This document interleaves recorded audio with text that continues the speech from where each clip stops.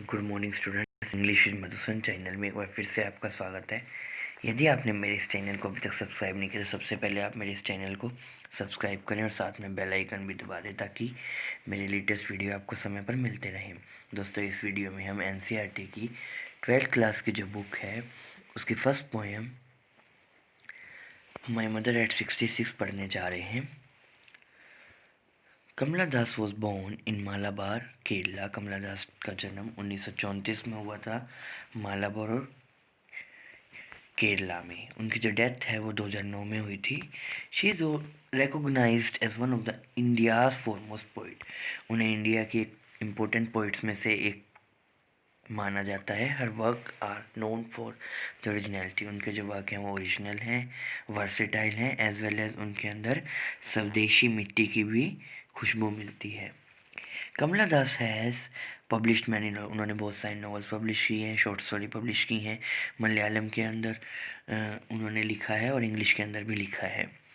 और जो उन्होंने टाइटल दिया अपनी शॉर्ट स्टोरीज़ को वो माधवी कुट्टी दी है। Some of her work in English में जो उनके वर्क्स हैं उसमें alphabets of lust 1977, a collection of short story, Padmavati the Harlot, and the other short story 1992. In addition to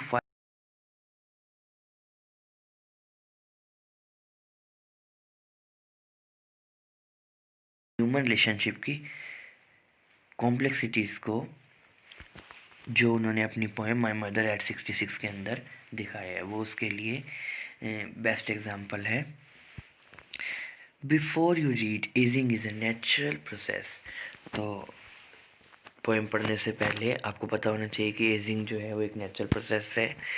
have you ever thought what for elderly parents expect from her. क्या आपने कभी ये सोचने की कोशिश की है कि जो हमारे पेरेंट्स हैं वो हमसे क्या चाहते हैं।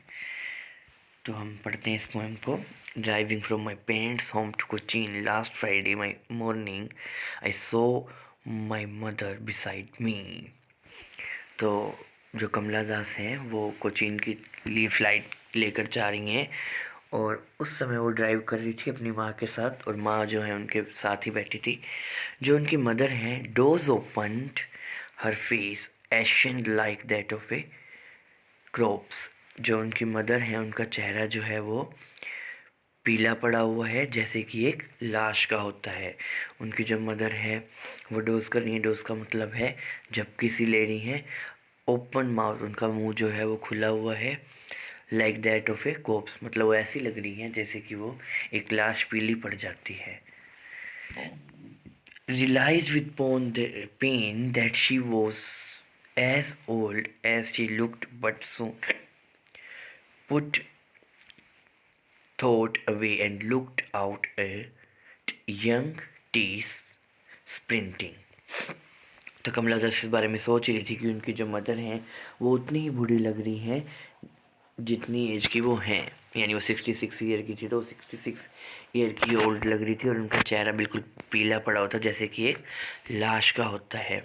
तो कमला दास को पेन होता है जब वो रियलाइज़ करती है कि उनकी माँ बूढ़ी हो रही हैं और अब ज़्यादा दूर नहीं है कि जो वो मर भी जाएंगी। तो ये जो चीज़ है वो उनको इमोशनल कर देती है और उनको पेन होता है कि वो अपनी माँ को खो देंगी। लेकिन जल्दी ही वो अपना ये विचार दिमाग से निकाल देती हैं और इस चीज़ को सिंबलाइज़ करती है कि हम अपने पेरेंट्स की ओल्ड एज, पेरेंट्स के बारे में सोचते तो हैं लेकिन फिर भी हम अपने काम में इतने व्यस्त हो जाते हैं कि उनके प्रति कोई भी ध्यान नहीं देते हैं।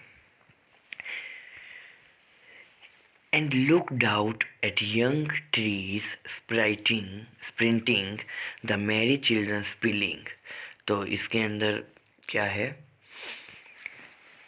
कमला दास है वो अपना ध्यान कहाँ पर भटका देती है। वो बाहर पेड़ों को देखती है और वो ऐसे लगते हैं जैसे कि वो भाग रहे हों। The merry children spilling out of their homes, और जो बच्चे हैं वो अपने घर से बाहर की ओर निकल रहे हों। But after the airport security check standing a few yard. तो लेकिन जब वो एयरपोर्ट सिक्योरिटी चेक पे थी तो वो दूर से ही फ्यू यार्ड से ही वो अपनी माँ को दोबारा देखती हैं। आई लुक्ड एट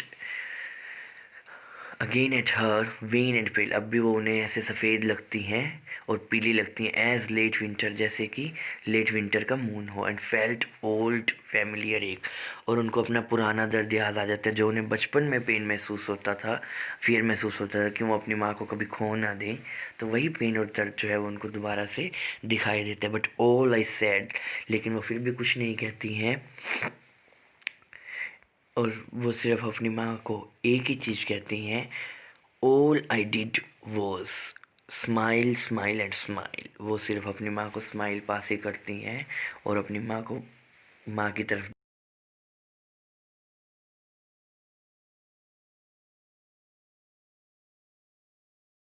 के लिए। तो इसके अंदर जो लिटरेरी डिवाइस है वो स्माइल स्माइल एंड स्माइल के अंदर रिपीटिशन लिटरेरी डिवाइस यूज़ हुई है, और दूसरी जो लिटरेरी डिवाइस इसके अंदर यूज़ हुई है वो हम देखते हैं as a late winter moon के अंदर सिमिली यूज़ की है। एज और लाइक वर्ड हम सिमिली के लिए यूज़ करते हैं, तो as a late winter moon वहाँ पर हमने देखा है कि यहाँ पर सिमिली लिटरेरी डिवाइस यूज़ की गई है। Asian like that of A cops, Asian like that of A cops के अंदर हम देखेंगे कि इसके अंदर भी सिमिलर लिटरेरी डिवाइस यूज़ की है कि जो उसकी माँ पीली हैं, पीली पड़ चुकी हैं जैसे कि एक लाश होती है। She was as old as she looked, उसके अंदर भी हम देखते हैं कि सिमिलर लिटरेरी डिवाइस यूज़ की गई है। Trees printing and the merry children spilling, इसके अंदर जो लिटरेरी डिवाइस है वो मेटाफर लिटरेरी डिवाइस है। मेटाफर के अंदर हम कंपैरिजन करते हैं, इसके अंदर कंपैरिजन किया गया है यूथ का, और बच्चे जो हैं वो यूथ का प्रतीक हैं, फ्रेशनेस का प्रतीक हैं, जबकि जो उनकी माँ है वो ओल्ड एज का प्रतीक हैं। तो इसके अंदर कंपैरिजन किया गया, यहाँ पर मेटाफर लिटरेरी डिवाइस है। आशा करता हूँ दोस्तों मेरे द्वारा दिया गया जो एक्सप्लेनेशन है पोएम का वो आपको पसंद आएगा। यदि आपको वीडियो पसंद आती है तो आप इसको लाइक करें। Thank you for watching my video.